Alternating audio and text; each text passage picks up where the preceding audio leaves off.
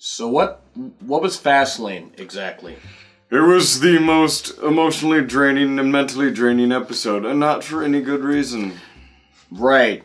By the way, I'm Jonn Ritland, and that is... The Turbinator. Look, I want to say this much. This was not the worst pay-per-view of the year. This is not the worst pay-per-view of the last few years. I'm not going to go that far. But I will say there were plenty... At least Jinder Mahal isn't champion by the end of it. And Jinder Mahal was not on this show. Yes.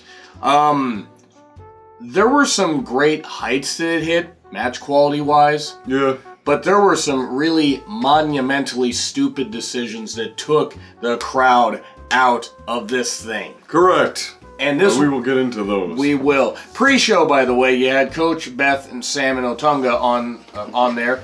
The Iconics appeared and just slammed the hell out of Sam and Coach. Coach getting... How did you put it with Coach? Two women haranguing Coach. Isn't that ironic? But anyway, yeah, it was... That was pretty cool. Yeah. I assume that, you know... I don't know what the heck... If there's anything the Iconics win at, it's at least mocking Coach. True, and I mean, good at promos. Billy, I assume, was just wearing some kind of nightgown underneath her jacket. I don't think Peyton was wearing anything under her jacket. Okay. But, look, honestly, it was good they got on there, but just give them some kind of match at Mania. If only there were, like, tag team titles they could have been fighting for. What? By the way, EC3 backstage. After Sonya and Mandy are talking, EC3's flirting with Mandy, and Sonya being the cock blocker. Yes. Which was kind of funny. It was hilarious, like, we finally hear you speak in months, and this is what you say? Yeah. Yeah, so that happened. And creative in the back. Fuck. That's what we did. Yeah, and then we get Carmella and Zelina arguing, and we get Joe saying, yeah, I'll sign this petition that Carmella has to get Truth to rematch, and it's going to be a four-way match. So instead of Rey and Andrade, we're getting that same four-way match that we got on SmackDown. Styles... It's so nice, they repeated it twice. Right. Styles, by the way... Wait for the third time. Yeah, this Tuesday, probably. Styles, talking on the pre-show, talking about taking the strap on.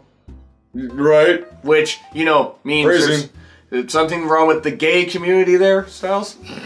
So, I had to say it. I mean, it had to be said. But Kofi... AJ Styles is a bit of an idiot. By a bit of an idiot, he thinks the world is flat. And he also cheered Kid Rock at the Hall of Fame. Yeah. So, yeah, Kofi being talked to by the McMahons. We'll get to that. Rusev and Nakamura versus Big E and Xavier. In a match that was literally announced, what, 2 days ago? A day ago? Yes. I think it was announced a day ago. It's a good thing they gave people a chance to, talk about it. It was bad. No, it wasn't a bad match. Did we say that Kofi Kingston was pulled to Vince's office? Yeah, I just said pulled to Vince's office, and we'll get to a bit here. It was not a bad match. I mean, the New Day went over. Nakamura and Rusev, I'm sorry, they should leave. They should. Mm. I know it sounds like we're being negative, and don't worry, we will get negative. But... Nakamura was in the WWE title picture at this point last year. Yeah, it was a solid match, but... And Rusev's been killed. We then had, He's still alive. Just his push. Miz's dad is backstage. That won't factor into the show at all. The main show starts off with the... But they're only in Cleveland, and you know who's from Cleveland. JR. Johnny Gargano. What? Him too, also. The Usos versus Miz and Shane for the SmackDown Live Tag titles. It was a better match than I expected. Mm-hmm. Well wrestled. Miz did a suicide dive outside, right in front of his dad. Yes. A coast to coast that Shane stopped, trying to stop one of the Usos diving. That looked bad. That looked really bad. There was some good wrestling. It was fine for what it was, but in the end, a frog splash by Miz. He was going to make his dad proud by going up to the top rope, and then he fucked it up and got rolled up. And then Shane's like, don't worry, it's okay. I'm sorry, we'll get him next time. And then Shane beat Shane comes in, clotheslines him from behind. Yep. And then just starts wailing on him for a bit too long. Yeah. And it gets him into the worst... What was the hold? Called the Lancer, I believe. Yeah. Yeah, he's not familiar with Mitsubishis. So that's why... Or submission holds, for that matter. Or throwing work punches properly. But he's like The Miz, but has more power. Yeah, he likes to sweat a lot. Unlike The Miz. Yeah, it's a good point. I like that Shane turned heel. I like this idea because Miz was going to get cheered no matter what he did in Cleveland. But it's a good idea because turning Shane heel is fine. So that was fine. The beatdown, like you said, did go on too long. Yes. And he did get in Miz's dad's face, which, dear God, I think you mentioned we might get Miz and his dad versus Vince and Shane. Vince would do that. That's going to happen, isn't it? Well, that was somebody else on Twitter. Was it somebody else? Miz and George versus Shane and Vince. That's his name, George. Yes. Oh, God. George Mizanin. Georgie. Anyway. It was fine. Yeah. I like the heel turn. I did like that. So this pay-per-view wasn't off to a bad start. No, it was looking to be like, maybe a C+, B- pay-per-view.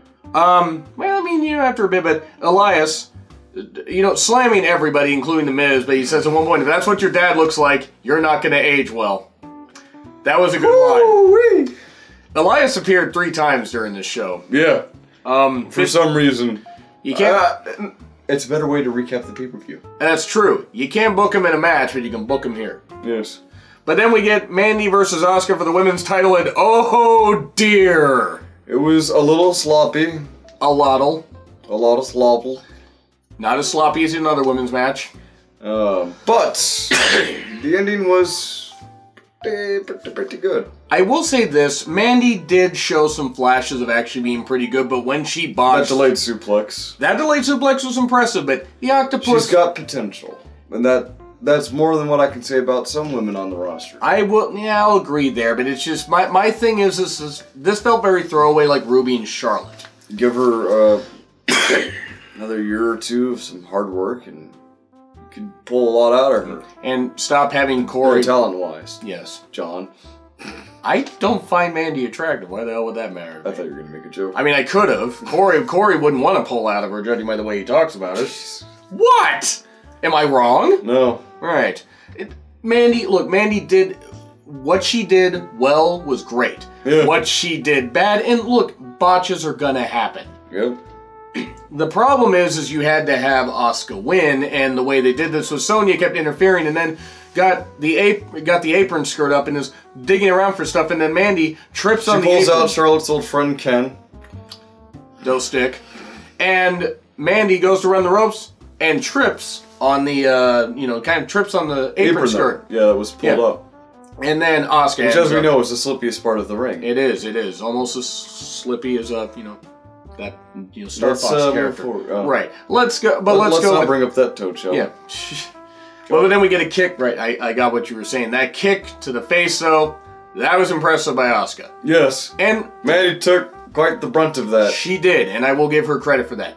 There is potential... I would have liked this to be better. It wasn't bad, but if you're going to include Mandy in on this match at Mania, have it be with multiple women, something like that. Yeah. Honestly, with the way that they're going, I don't know who they're going to book for WrestleMania. It's likely going to be Sonya Deville. Only because they don't have anyone else on the SmackDown roster with the talent necessary to challenge Asuka. I mean, Lacey, but Lacey hasn't had a goddamn match in forever. Right. So, unless you start giving her matches, it's going to be kind of pointless. It was what it was. Hopefully, Mandy didn't do anything to hurt Asuka, and she didn't hurt her that last time, so let's everybody stop that. Then Vince has Kofi in his office. You've been Xavier and Big E are there. He deserves his chance. You took him out of this match, all this stuff. And he goes, you know what? The WWE title match is now a triple threat. Yep. You better get out there right now because your match starts now. No, and he did word it like that, noting. Mm-hmm. Yeah. So then, the Bar comes out to face Kofi because it's not the WWE title match. It's a handicap match. I love how they're still booking matches even today. Yeah. Here's my issue with this. I know the people... they were chanting, this is boring. And by the way, New Day was barred from ringside. They were chanting, this is boring. Now, this is nothing against the Bar. This is nothing against Kofi. This was the exact moment when the energy of this pay-per-view was completely sucked out. There were sparks up from the crowd throughout the rest of the pay-per-view after this. Yep. But this was the straw that broke the camel's back. This really did suck a lot of energy out, and it was unnecessary. I mean, you had New Day run down because they were tired of the Bar beating them down. Yeah. But then Nakamura and Rusev cut them off, so okay, whatever. Here's what I would have done. Instead, the Bar lays out Kofi backstage. Lays him out. Like, just lays him out completely. New Day's like, okay, whatever, we'll run ahead. And then the Bar lay out Kofi. Just lay him out. And then on Tuesday, you have that match. Yeah. And Kofi, like you said, Kofi could beat him. Alternatively, my suggestion would be for Kofi to win. It's showing historically that Sheamus has a penchant for bro-kicking his own partner. Yeah. And Kofi's the kind of nimble who would be able to avoid that. But instead of going with something that would build momentum further for Kofi for WrestleMania. Yeah. They squashed him. They did. So this leaves the question of who's going to face Daniel Bryan at WrestleMania if not Kofi. You've made Kofi now look like a chump. So how they recover in the next few weeks is going to determine the level of interest people are going to have in watching the WWE title match at WrestleMania. People did cheer for Kofi later on. I'm not trying to say... It doesn't make us feel sympathetic. It just makes us feel tired. Like they slapped us in the face with it. Like, honestly, I get what they were trying to do, but they went about it the wrong way because if you stumbled into something like this... Okay, CM Punk said it best. When something gets hot, you run with it, you don't zap with a taser, referencing to Goldberg and stuff like that. And I'm not saying this is Goldberg. You got gold here. You don't do that. But not a bird of gold, just gold. Yes. Did I say bird or Berg? No. I wasn't actually sure when you said. But when you've got gold. Okay, I got you. I actually thought I said it was wordplay. Good old wordplay. This just was painfully unnecessary. Yeah. I know why they did it, but it just was not good. Eliason comes out, more Cleveland berating, and then we get to Shane blowing off Kayla. Euphemism, probably, but also, yeah. Alistair and Ricochet. Yes, Alistair, Ricochet going up against the Revival. The Revival and Gable and Rude. For the Raw Tag titles. Yes. Very well paced, very fast paced. They took some time in some spots, told some good stories. They managed to draw the crowd in just a little bit more. Just trying to bring them back into it, and people were getting invested in Ricochet and Alistair, but it was a well-worked match. It was very well-worked. It was the crowd lost interest in the pay-per-view. They didn't turn on the talent, they turned on the show. Which is sad, because I feel bad for the talent that was actually trying. Yeah. It was a good match. The Revival ended up retaining after retaining the Shatter Machine on Gable? Yeah, it was on Gable. I thought it was Rude. No, it was Gable, because it wasn't Rude. It was actually Gable. Yeah. But whichever one it wasn't Alistair or Ricochet. It was good. I certainly, I don't know, I'm not going to say match of the year. I'm not throwing that on there. It's amazing how many tag team matches there were tonight. There were a lot of matches that involved tag teams. Yeah, there were a lot of tag team matches. And by the way, sorry guys, still a little, off. Then we go to Ray versus Truth versus Joe versus Andrade for the U.S. title. About the same as what you saw on SmackDown. It was probably the match of the night.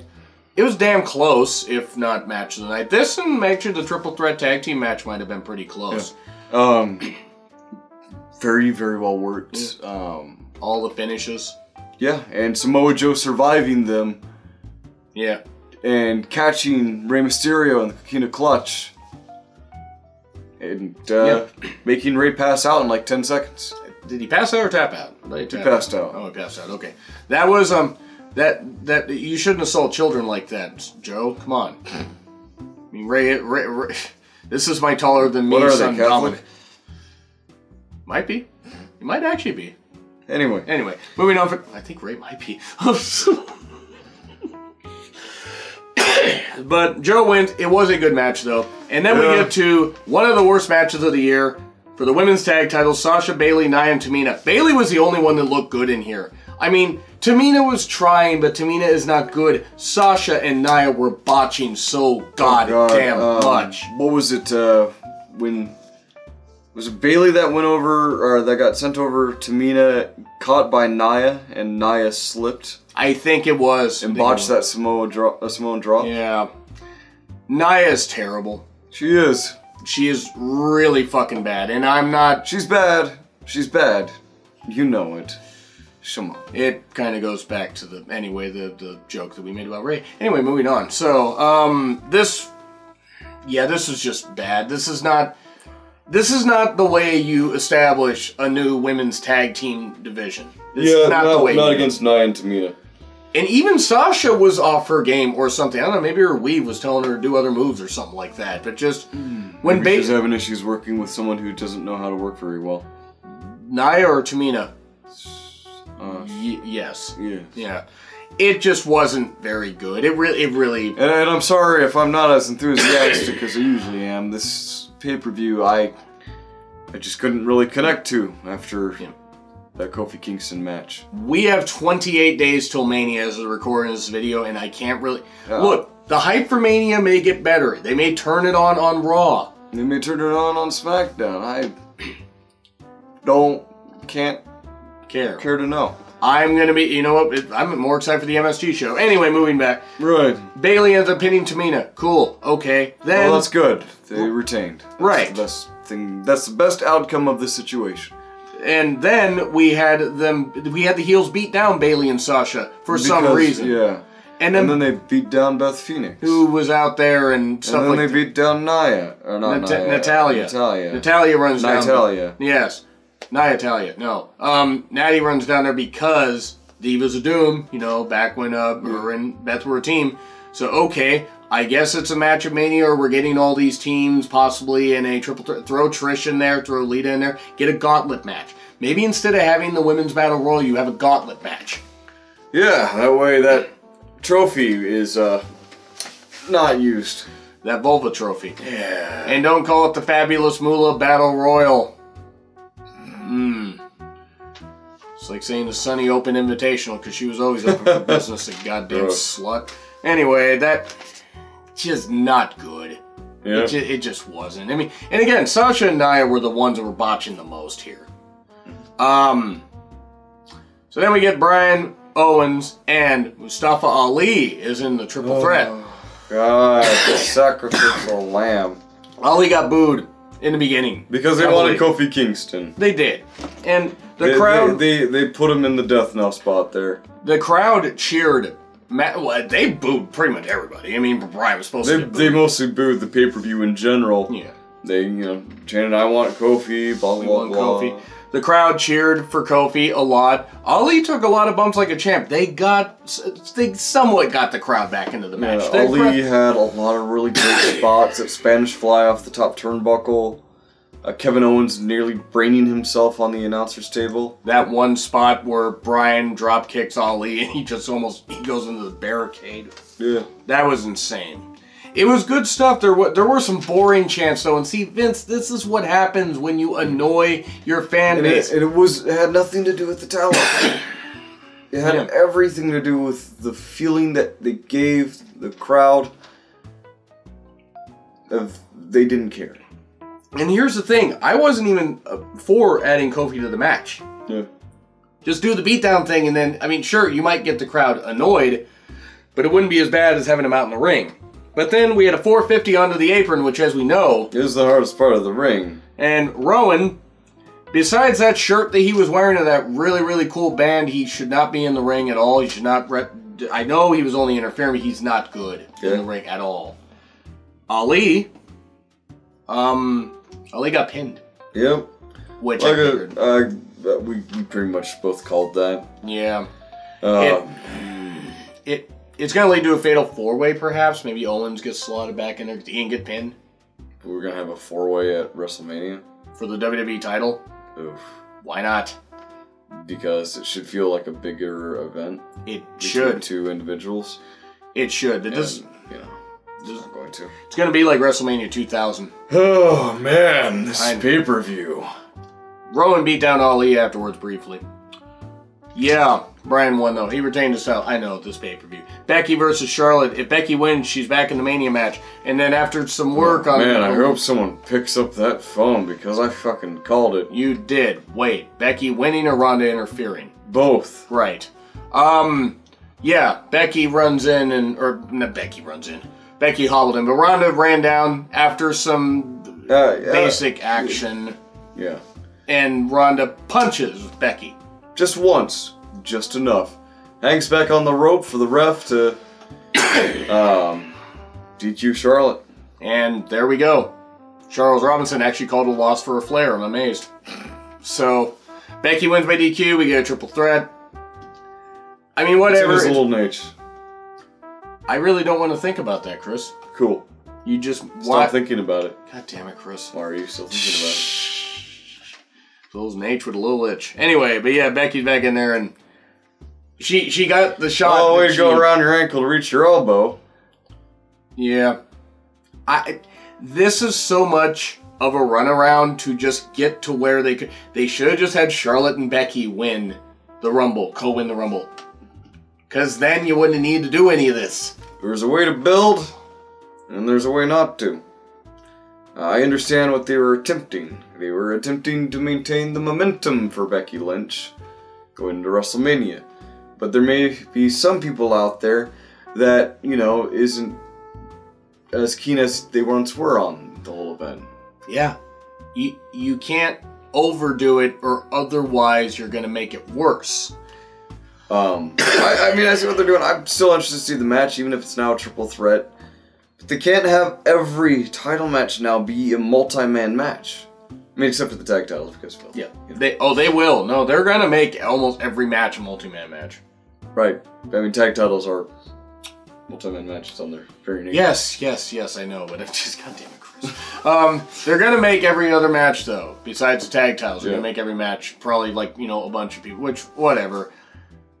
And then Elias is out there again, finishes the song. Lacey walks down, does her catwalk.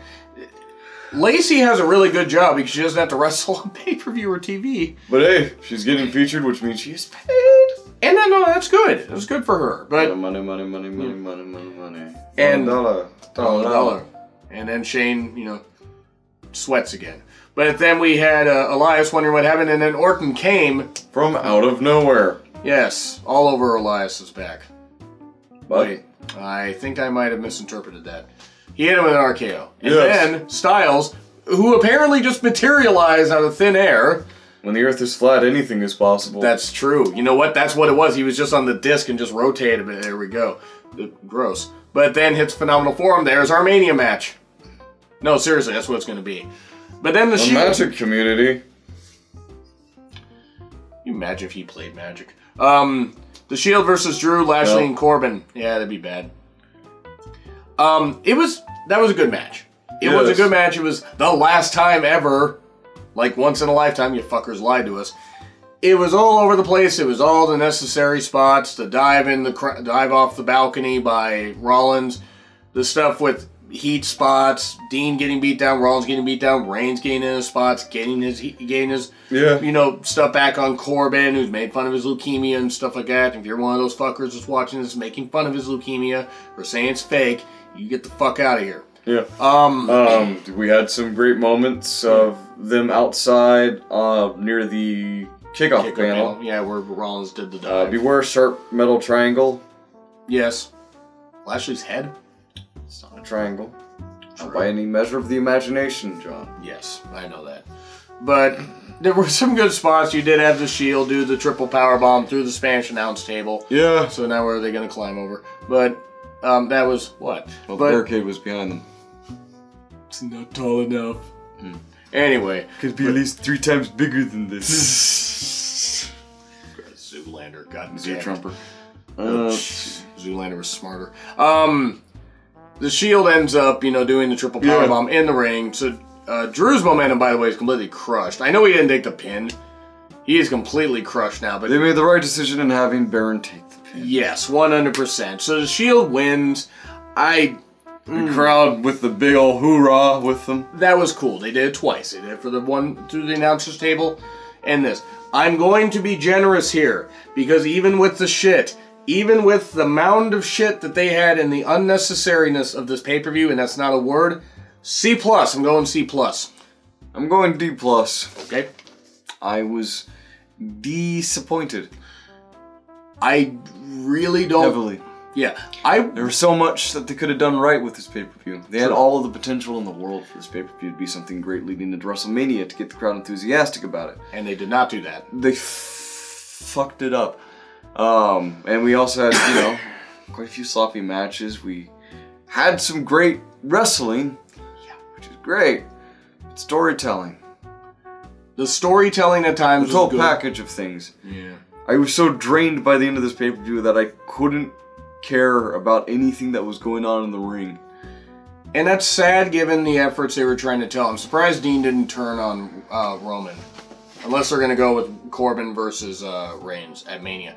But anyway, guys, leave your thoughts in the comments. And there is a poll. Yes. That you can click. Yeah. And you can grade the show with us. We can't do pluses or minuses, but grade that stuff. Leave the comments. Like, share, subscribe. Twitter handles and a thumbnail from the end of the video. Or at the end of the video for this guy. By the way, we are going to do another game stream before Raw tomorrow and the Raw review. And I will have New Japan coverage and all that stuff. But anyway, yeah, I'm Jonn Ritland, and that is...